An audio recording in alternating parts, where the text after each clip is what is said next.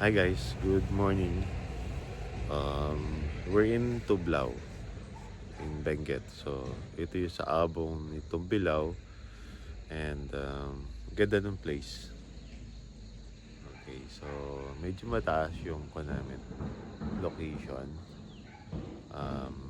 Simple setup lang ginawa namin. Meron silang mga cottages dyan. And yung may-ari, yan lang ang service guys. Wigo. So, kayang-kaya nyo marating yung lugar na ito. Okay, 4 hours away from Nueva Ecija. Simple setup lang kami. Dalawang tent lang, tulog pa yung dalawa. Si Eric, tsaka yung labs ko. So, ikutin natin ng konti yung lugar.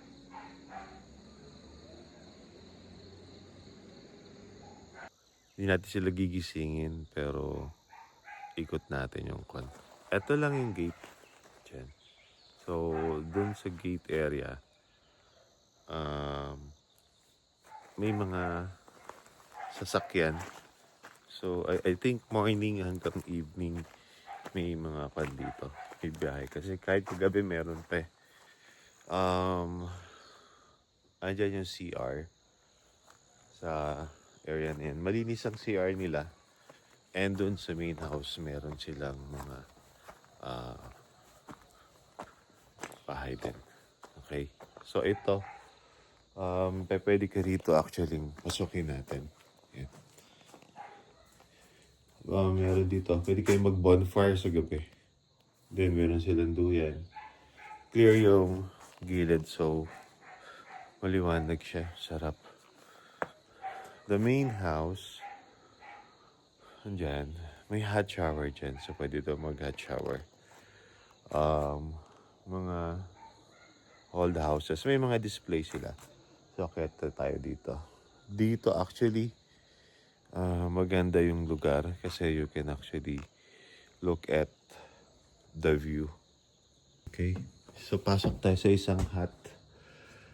May electricity nga pala dito. So, ay, patay ngayon. Pero, ito may mga display sila dito. Ayan. Horns. Mga old typewriters. Then, naayos pa nila eh. Maganda yung stairways, ginawa nila ayos. Yan, later on, para sa mga gustong dito na rin sila mag stay. Walang mga camping gears. Okay. So, ito ang view. This is the view deck. Doon sa side na yon, meron pa actually area din nila. Doon daw ang car camping. And then, ito yung garden nila. Sa likod, meron diyang farm. Kita nyo doon yung farm. Ang maganda rito kasi, kita nyo yan. Grabe. Oh. One with nature. Tulog pa ang sea of clouds. Sa ganda. Akyat pa tayo rito sa taas para mas maikot natin area. Guys, raw camping oh. Gusto nyo doon sa sa likod ng bahay na to, ayan, doon lang.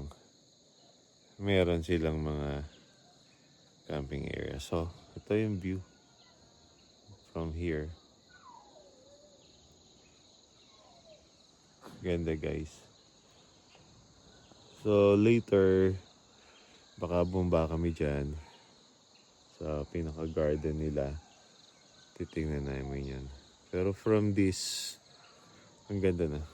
Ma-enjoy nyo na yung buong area. So, yun yung pangalan nila. Abong ni Tumbilao at Tublao. Napakamura ng entrance dito guys. Walang bayad ang sasakyan. Sa ngayon kaya if you have time, visit na kayo rito. Kami parang binayaran lang namin is napaka-minimal fee ng binayaran namin dito. And then, napakabait nung may-ari. Andito sila kagabi at kahapon. Actually, kulang kami ng dalawa. We're supposed to be camping 5.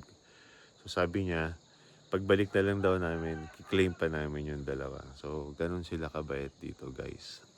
Then, may passion fruits pa kami. Bigay sila. Ganda ng flowers sa area na to. So, still developing. Meron na dyang isa for. Dalawa na pala yung na-develop. Pero marami pa daw iayos. Kausap ko kahapon yung may-ari. So, later guys, if you have time, visit kayo dito. Ang ganda ng lugar. Temperature, the best. Highest temperature namin kahapon is 26. And kagabi bumaba yun ng hanggang 17 lang naman. Hanggang kanina madaling araw, 17. So, siguro, bare months naman na tayo ngayon. So, malamang bababa pa yan. Okay, happy camping guys.